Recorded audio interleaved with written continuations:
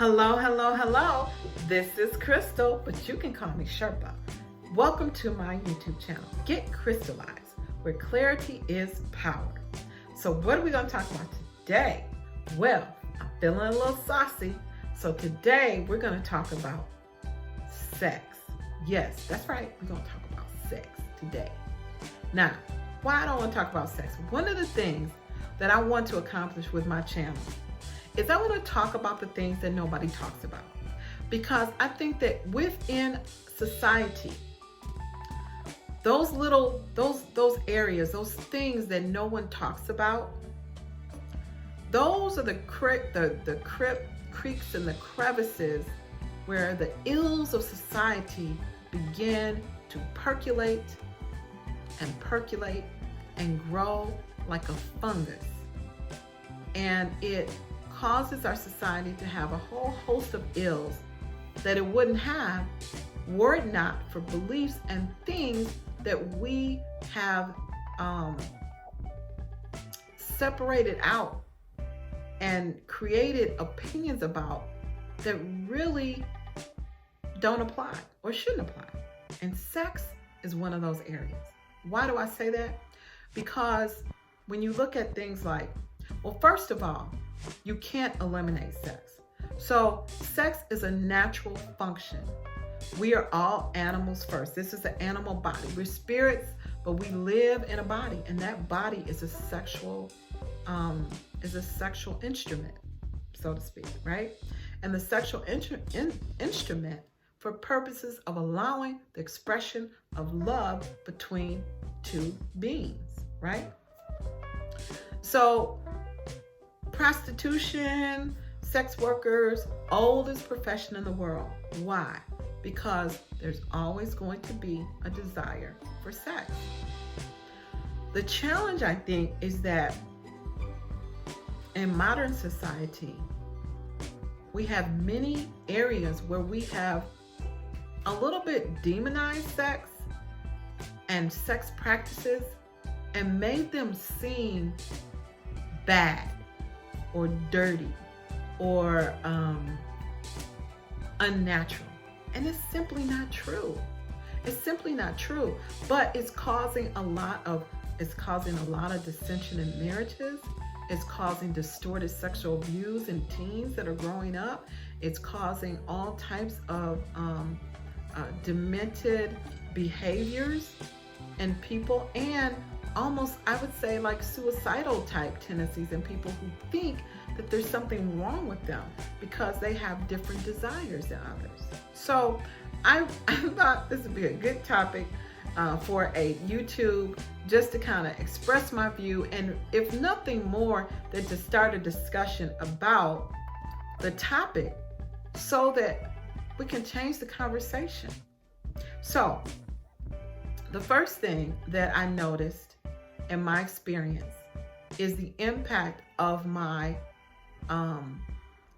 parents, or my parental, or how should I say this, the views and opinions of those adults that were closest in my life about intimacy and sexuality. And the way I've seen those things play out in my life were not very favorable.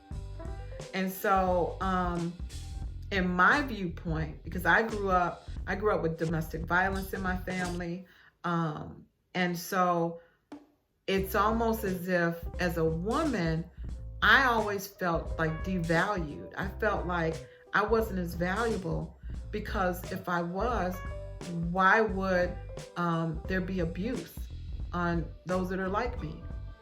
So I must not have as much value. Oh, the one value I do have is my sexuality, right? And so when I was younger, I was a little out there.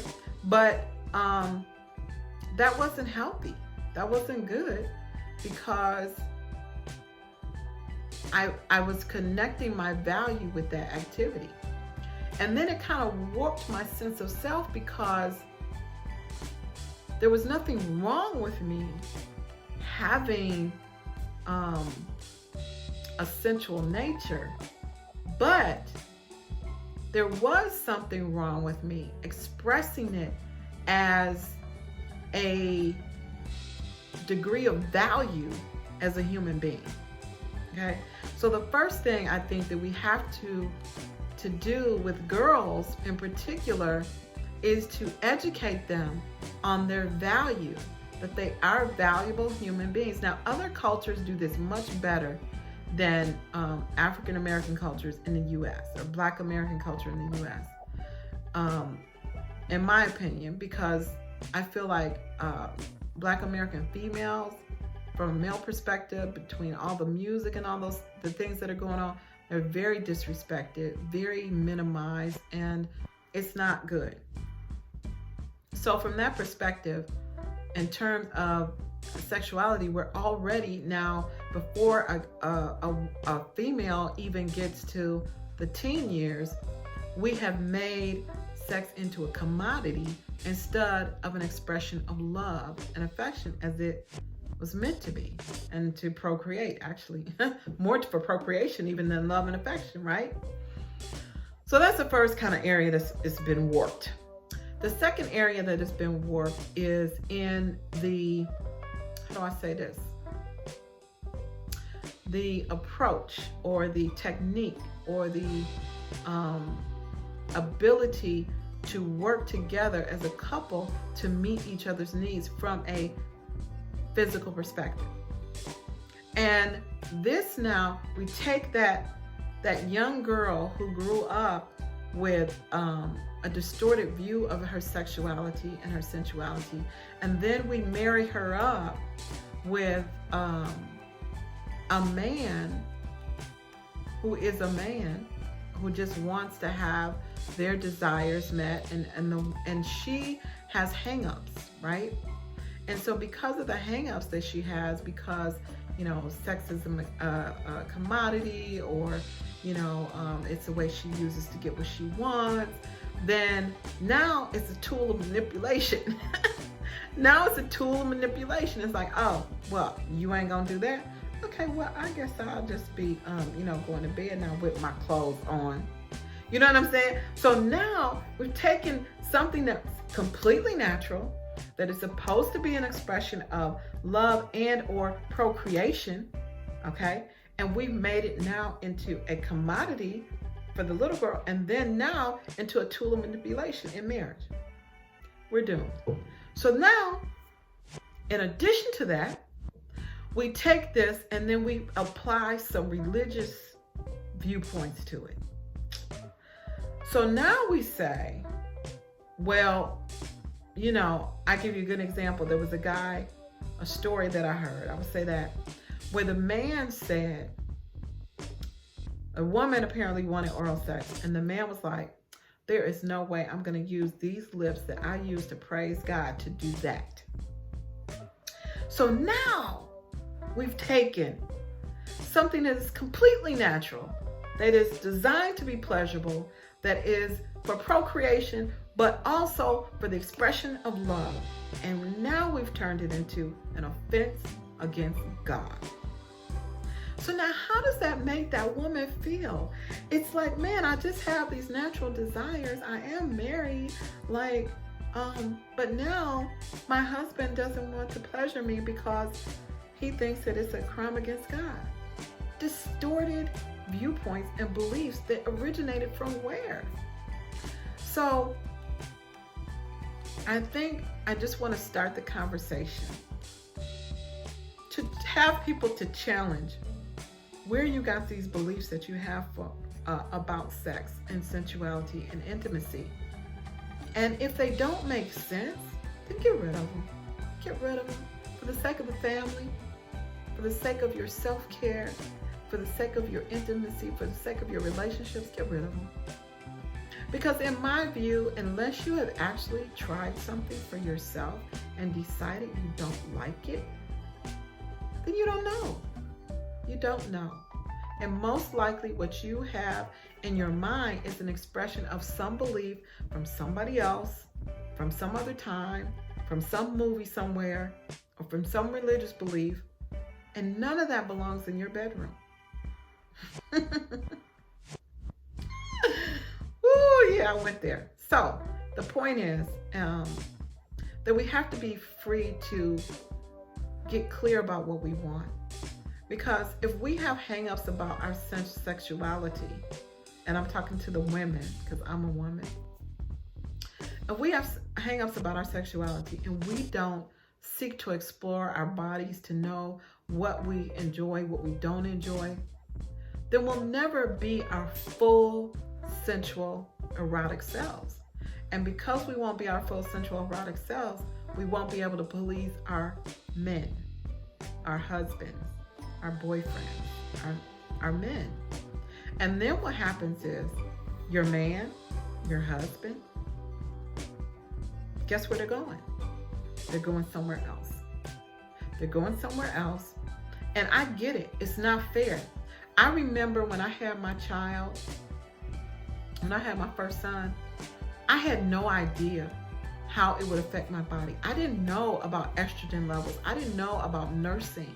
I mean, my now ex-husband and I, we had disagreements because I wanted to nurse my child, but as long as I was nursing and my estrogen levels were at a different point, then intimacy was out of the question. It was painful and I didn't want to do it. And so I had to choose between feeding my son and having an intimate experience with my husband. And you know what I chose? My baby. But I think that we need to have clarity around, okay, you make a choice, but I mean, in my case, as far as I know, nothing happened. But it does make your situation more susceptible to having someone outside of your home taking care of your husband's needs if you can't, because of hang-ups or beliefs that you have. So with that, I'm gonna let that topic simmer for a minute. I hope that this was helpful to you, because I would have liked to have had someone to tell me or to share with me that my intimate life was my business. I would have wanted someone to share with me 20, 30 years ago that it's okay for me to explore my body and understand what I want from a sexual perspective for satisfaction. I wish someone had told me that it's okay to explore sensuality and intimacy with your partner as long as you both agree. And I wish someone had told me that that you should be free to explore with your partner because you're in a trust relationship. Whatever, interests them at least once, so you can understand whether or not it's something that you like or not. I wish someone had told those things to me. And I guess it's okay, because in life we kind of learn as we go. But in the hopes that maybe someone's looking for some information like this, or just to know that it's okay. It's okay, girl. It's okay to go and explore yourself. It's okay to, seek to please your man, as long as you guys are in a trust relationship and it's good between you. It's okay to explore whatever you want to explore. Between you two, it's nobody else's business. And don't make anybody else's business by telling them either. Anyway, I just thought this was a good topic because I was thinking about this today, and I hope it's helpful for you. And definitely don't forget to like the video and subscribe to my channel and comment below whether or not this resonated with you, if you'd like me to do more, kind of a deeper dive into intimacy and sexual exploration, just to get clarity around your needs as a human being, as the animal part of you. If you like more discussion on that and particular topics, then let me know in the comments. I'll go there, because again, my purpose for this channel is to talk about the things that people don't want to talk about and start the discussion that opens up people's minds so they can be free. Because at the end of the day, if you can't love yourself, if there's a piece of yourself that you cannot love because of beliefs that you hold and you don't even know where they came from, then you can never fully become the full divine expression of yourself that you need to be to love yourself and to love others. It's a bigger connection. It's not just about sex. It's about you feeling that a part of you is dirty or a part of you is unfulfilled, and getting fulfillment so that you can move into a higher level of divinity so that you can have a stronger expression within your life. So anyway, with that, this is Crystal. You can call me Sherpa. I hope you found this helpful, and I'll talk to you soon. Bye.